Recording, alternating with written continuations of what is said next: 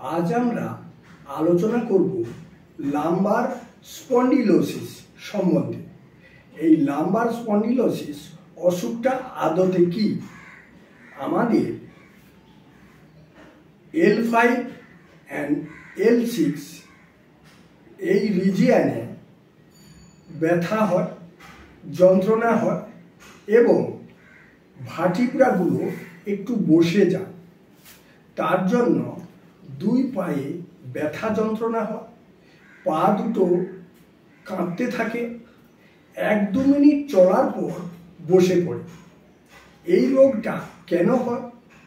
যারা অতিরিক্ত ওজন তোলার কাজ করে এবং খাদ্যাভ্যাস ঠিক নেই,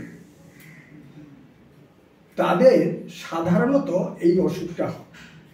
আর MRI স্ক্যান করলে পরিষ্কার বোঝা যায় L5, L6 এই রিজিয়নে ভার্টিব্রাগুলো একটু বসে যায়। কোনো কোনো সময় আপাত দৃষ্টিতে দেখাই যাচ্ছে না। এই অসুখ খুব কষ্টদায়ক অসুখ, মানুষের স্বাভাবিক জীবনযাত্রাকে একদম নষ্ট করে দেয়।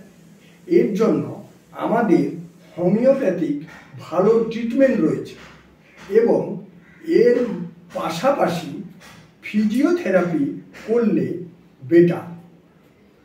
আমি ডাক্তার অরূপ সিংহটা।